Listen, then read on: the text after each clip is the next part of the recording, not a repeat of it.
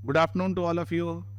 जैसा कि आप लोगों को पता है कि सर्वोच्च न्यायालय ने या सुप्रीम कोर्ट ने कुछ निर्णय दिए हैं कल, और वो निर्णय एक तो दिल्ली सरकार के संदर्भ में दिए हैं और एक महाराष्ट्र में जो शिंदे सरकार बनी थी उसके संदर्भ में दिए हैं। तो आज हम डिस्कस करेंगे कि सुप्रीम कोर्ट ने महाराष्ट्र में जो उद्धव ठाकरे की सरकार चल रही थी उस सरकार से अलग होने वाले जो शिंदे ग्रुप के लोग थे उनकी वैधता या अवैधता या विभिन्न प्रकार के अन्य संवैधानिक प्रश्नों के क्या जवाब दिए हैं, जो कि दल बदल कानून से संबंधित है और बड़ा ही महत्वपूर्ण है, बहुत ही इंपॉर्टेंट है। तो सुप्रीम कोर्ट ने जो निर्णय दिए उसने व्यापक रूप से बता दिया। देखिए, आप सब जानते हैं कि दल बदल कानून एक कानून है भारतीय संविधान का, जिस कानून के अंतर्गत ये व्यवस्था है कि यदि किसी विधायक दल या संसदीय दल, यानी कि अगर कोई निर्वाचित सांसद है और विधायक है, अगर वो अपनी मूल पार्टी को छोड़ता है तो ऐसी कंडीशन के अंदर संसद से उसकी सदस्यता खत्म हो जाएगी, और विधायक अगर है तो विधानसभा से सदस्यता खत्म हो जाएगी। अगर उसको पार्टी निकाल देती है तब ऐसा नहीं होगा। ये कानून स्पीकर पर लागू नहीं होता। मनोनीत सदस्य अगर मनोनयन के 6 महीने के बाद किसी राजनीतिक दल को ज्वाइन कर लेता है तो उस पर भी दल बदल कानून लागू होगा।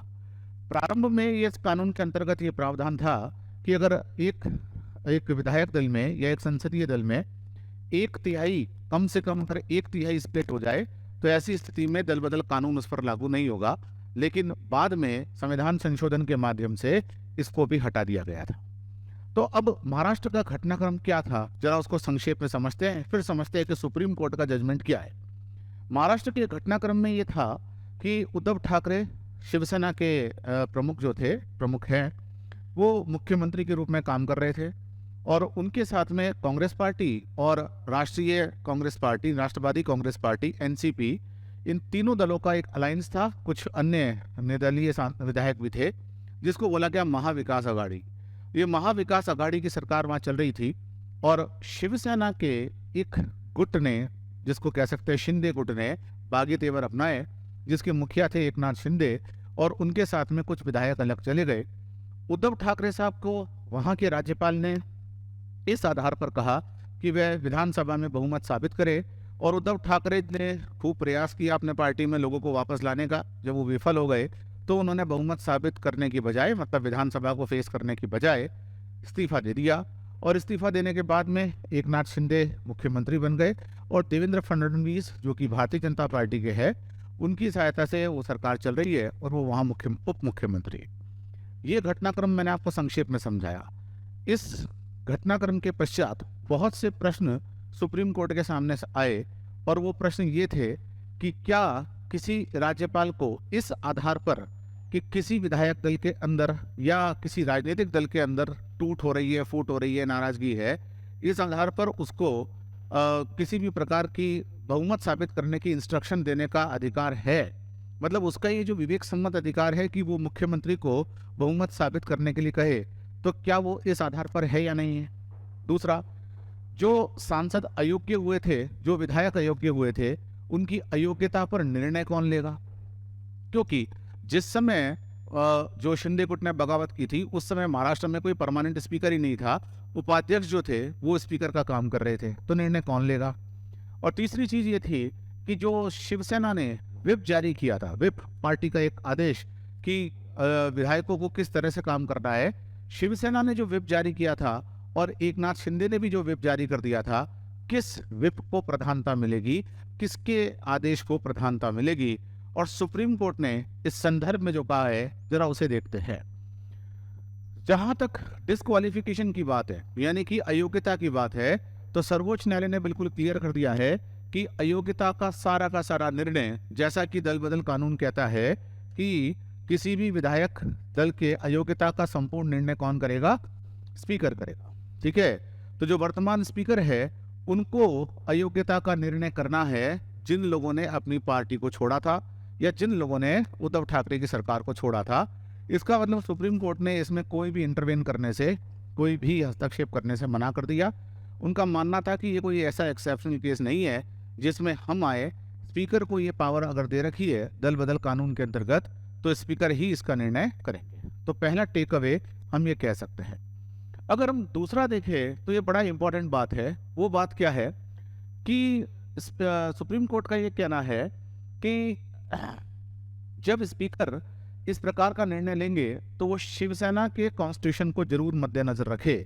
शिवसेना का जो संविधान, देखिए आप जानते हैं हर पार्टी का अपना एक संविधान होता है, तो शिवसेना का जो आंतरिक संविधान है उस आंतरिक संविधान पर जरूर नजर रखे।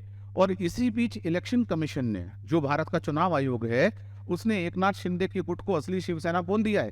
लेकिन उसके बावजूद भी सुप्रीम कोर्ट का क्या कहना है कि इलेक्शन कमीशन के इस निर्णय से प्रभावित हुए बगैर, ध्यान से समझिएगा, इलेक्शन कमीशन के इस निर्णय से प्रभावित हुए बगैर स्पीकर को यह निर्णय लेना चाहिए कि वास्तव में जो ये उद्धव ठाकरे के दल को छोड़कर गए उन विधायकों को अयोग्य ठहराया जाए अथवा नहीं। इसका साफ साफ इंडिकेशन ये है कि इलेक्शन कमीशन का जो निर्णय आया है, इलेक्शन कमीशन का जो निर्णय आ गया था कि एकनाथ शिंदे का गुट वास्तविक गुट है, उस बात से प्रभावित नहीं होना है, उससे प्रभावित हुए बगैर स्पीकर को यह निर्णय लेना चाहिए, ऐसा माननीय सुप्रीम कोर्ट ने कहा है। लेकिन जो सबसे महत्वपूर्ण टिप्पणी है वो गवर्नर के रोल के लिए है।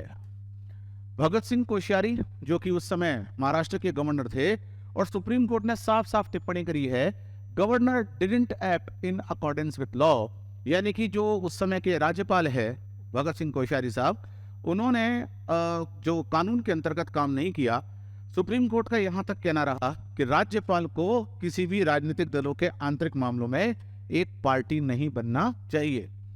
उन्होंने यह भी कहा कि गवर्नर ने जब उद्धव ठाकरे को बहुमत साबित करने के लिए कहा तो यह बहुमत साबित करने के लिए कहना गैर कानूनी था। किसी पार्टी के अंदर आंतरिक विवाद है, इस आधार पर बहुमत साबित करने के लिए कहना गैर कानूनी था। हालांकि अगर भारतीय जनता पार्टी ऐसा अविश्वास प्रस्ताव लेकर आती, समझ गए, अगर कोई भी विपक्षी राजनीतिक दल ऐसा अविश्वास प्रस्ताव लेकर आती और स्पीकर अविश्वास प्रस्ताव को एक्सेप्ट करते, तब जाकर अविश्वास प्रस्ताव पर बहस होती। और अगर उद्धव ठाकरे उस अविश्वास प्रस्ताव में हार जाते तो सरकार गिर जाती, और उद्धव ठाकरे हारते नहीं तो सरकार बच जाती। उद्धव ठाकरे रिजाइन कर देते तो सरकार गिर जाती।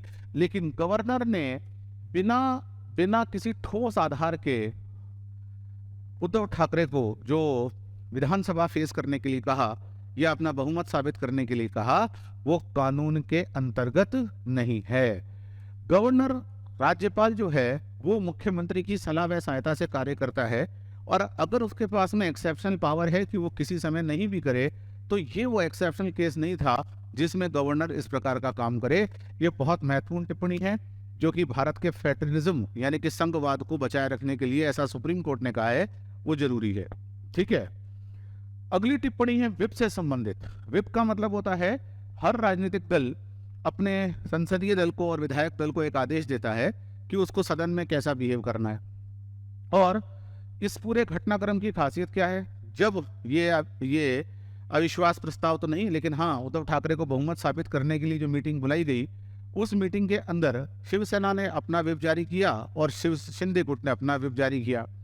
शिवसेना के विधायक दलों को राजनीतिक दल यानी कि शिवसेना, उस समय शिवसेना के प्रमुख जो है वो उद्धव ठाकरे थे, जिसको आज तो खैर शिवसेना एक असली और एक नकली बन गई है, लेकिन उस समय उद्धव ठाकरे ने अपने विधायकों को बुलाने के लिए व्हिप जारी किया और एकनाथ शिंदे ने एक उससे हटकर व्हिप जारी किया। तो सुप्रीम कोर्ट का साफ साफ कहना है कि व्हिप जारी करने का अधिकार, याद रखिएगा, व्हिप जारी करने का अधिकार विधायक दल को नहीं अपितु राजनीतिक दल को होता है। समझ रहे? विधायक दल के नेता कौन थे? शिंदे। और राजनीतिक पार्टी की उस समय तक नेता कौन थे? उद्धव ठाकरे। तो उद्धव ठाकरे के द्वारा जारी किया गया व्हिप ही लीगल था, जबकि शिंदे गुट के द्वारा जो व्हिप जारी किया गया वो इलीगल था। यानी कि अब संवैधानिक स्थिति यह भी क्लियर हो गई है कि व्हिप जारी करने का अधिकार किसको होता है? राजनीतिक दल को, ना कि विधायक दल को। इसका साफ साफ मतलब यह कि राजनीतिक दल का जो प्रमुख है वो अपने विधायकों को या सांसदों को कह सकता है कि सदन में कैसा बिहेवियर उनको करना है, किसी के पक्ष में या विपक्ष में मतदान करना है। विधायक दल नहीं, संसदीय दल नहीं, बल्कि कौन? राजनीतिक दल। तो ये एक संवैधानिक स्थिति क्लियर हुई। ठीक है, ये क्या क्लियर हुआ कि व्हिप जारी करने का अधिकार किसको होगा? व्हिप जारी करने का अधिकार होगा राजनीतिक दल को। साफ साफ लिखा हुआ है, legislature party and political party distinct है, अलग अलग है। विधायक दल जीते हुए विधायक और राजनीतिक दल, उनमें से ऐसे लोग भी होते हैं जो राजनीतिक दल के अंदर जो कि विधायक दल के सदस्य नहीं होते हैं। इसलिए ये अधिकार किसको मिलता है? राजनीतिक दल को मिलता है। इसका मतलब ये हुआ कि एक और खास बात है, सुप्रीम कोर्ट ने यह भी बोला कि जैसा मैंने आपको पहले कहा कि जो स्पीकर निर्णय लेंगे वो स्पीकर कभी भी इलेक्शन कमीशन का जो निर्णय आ चुका है दोनों फ्रैक्शंस के संदर्भ में, उससे प्रभावित हुए बगैर लेंगे। तो हम इससे समझना चाहे तो सुप्रीम कोर्ट ने क्या कहा, और लास्ट में उन्होंने कहा कि इतना सब कुछ होने के बावजूद हम उद्धव ठाकरे साहब को बहाल नहीं कर सकते क्योंकि उन्होंने स्वयं इस्तीफा दे दिया था। इतना होने के बावजूद हम उद्धव ठाकरे साहब को बहाल नहीं कर सकते क्योंकि उन्होंने स्वयं इस्तीफा दे दिया था। अगर वो उसको स्पेस करते विधानसभा को, तो विधानसभा की बैठक की प्रोसीडिंग्स पर हम ये कंसीडर कर सकते थे कि उसको बुलाना गवर्नर के द्वारा अवैध था या वैध था, व्हिप का जारी किया जाना शिंदे गुट के द्वारा वैध था या अवैध था। हम कुछ भी आगे की बात तब सोच सकते थे जब उद्धव ठाकरे साहब ने इस्तीफा ही नहीं दिया होता। एक मुख्यमंत्री स्वेच्छा से जब रिजाइन कर देता है तो उसको सुप्रीम कोर्ट बहाल कैसे कर सकता है? इसमें कई बातें देखिए हमारे एकेडमिक पर्पज से निकलकर सामने आई, हमें कुछ बातें पता पड़ी। सबसे पहले स्पीकर का निर्णय अंतिम होगा विधायक दल की योग्यता या अयोग्यता पर। दूसरा, इलेक्शन कमीशन के निर्णय से वो प्रभावित ना हो कि कौन असली है और कौन नकली है। तीसरा, व्हिप जारी करने का अधिकार विधायक दल के नेता को नहीं बल्कि पार्टी के नेता को है, यह सुप्रीम कोर्ट ने स्पष्ट कर दिया।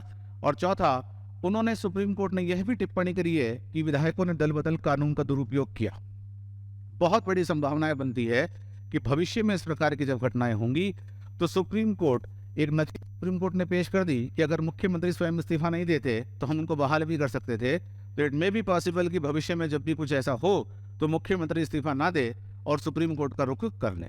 तो उम्मीद है ये टॉपिक आपको क्लियर हुआ होगा। राजनीति विज्ञान और अंतर्राष्ट्रीय संबंध और हमारा जो जीएस का पेपर 2 है polity governance IR and so on, उसके लिए बहुत इंपॉर्टेंट है। इससे मीन्स ओरिएंटेड क्वेश्चन भी साफ साफ आएंगे आपके पास में। वो ये आएंगे कि अगर मीन्स ओरिएंटेड क्वेश्चन सुनना चाहे तो वो क्या है कि जो भारत का दल बदल विरोधी कानून है उसकी प्रासंगिकता और उसमें होने वाले विकास को समझाइए। दल बदल विरोधी कानून की प्रासंगिकता और उसके विकास को समझाइए। उम्मीद है ये सारा का सारा डिस्कशन आपको क्लियर हुआ होगा। Thank you so much.